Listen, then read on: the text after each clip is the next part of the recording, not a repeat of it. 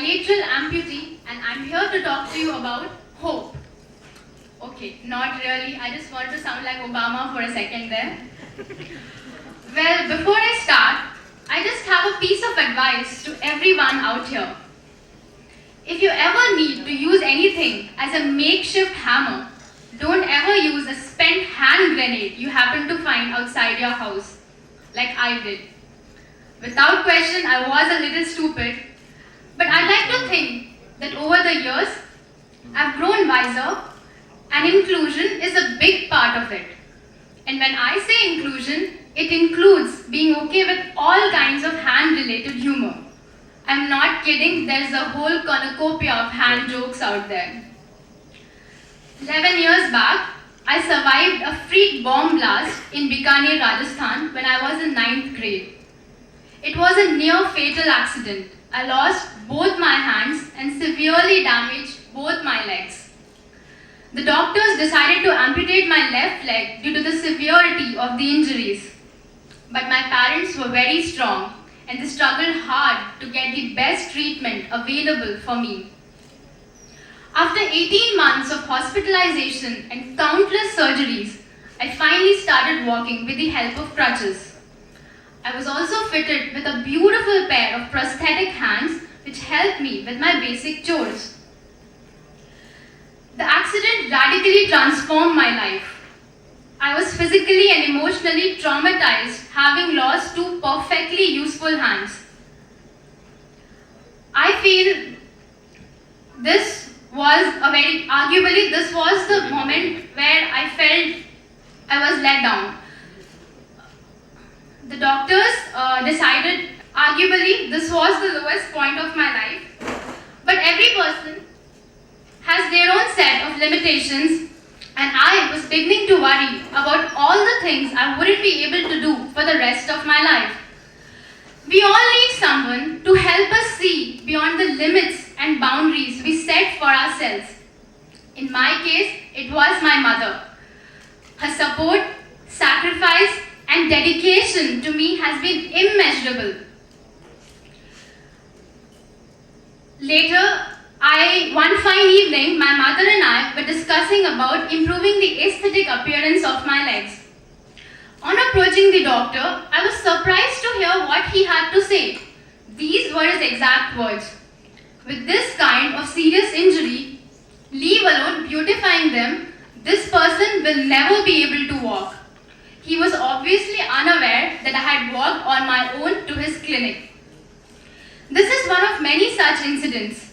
A few people who I met during this period had decided to set the course of my life for me. According to them, my life had ended on the day of my accident. They believed that there was no scope for me whatsoever. Amateurs.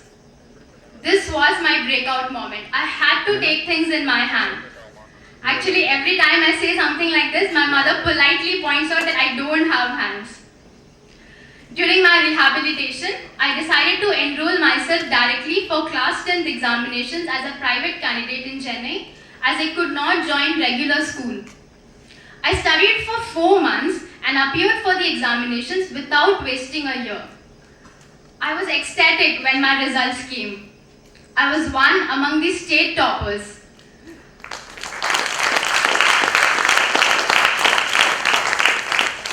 There was no looking back after that, as I realized I had a world of possibilities for me out there. I joined regular school then.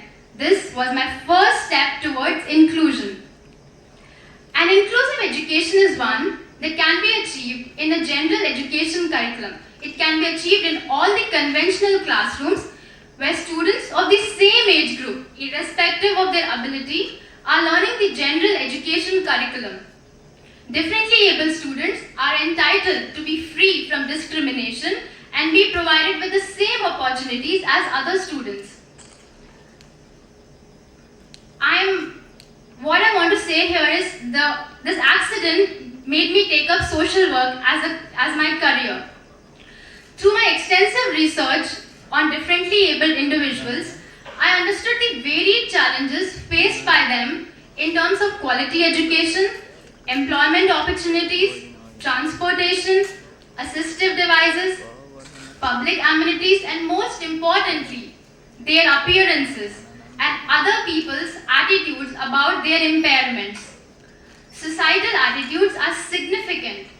Social stereotypes and reactions have a direct impact on the self-image of differently abled individuals. I'm pained to see the injustice meted out to them, and I hope that my work will make their life a little better. Every day, I think about how my life would have turned out if I had decided to blame someone for my predicament just a day after my accident. But I accepted myself for who I am and what I can and cannot do. Everyone around me constantly supported and encouraged me at every step. This, I believe, was imperative to where I am today. I was included. I was a part of everything that happened around me without questions, without hesitations, and without any barriers. And why shouldn't I be? I want to leave you with a message, not from me, but our former President, Dr. APJ Abdul Kalam.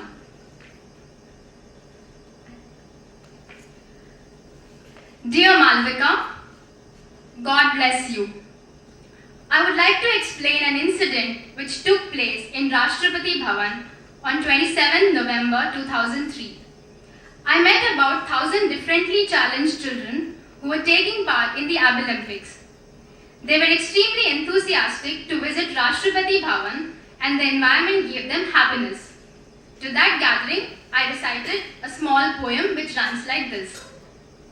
We are all God's children. Our minds are stronger than diamond. We will win with our mighty will. If God is with us, who can be against? On hearing this, a boy from Iran by name Mustafa came to me who didn't have both legs and was fitted with artificial limbs.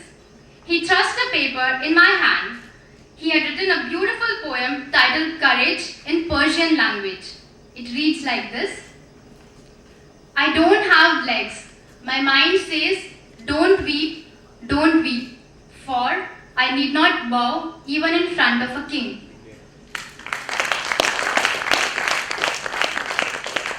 I was really moved by the positive thinking of that boy. It shows his courage to face life with optimism.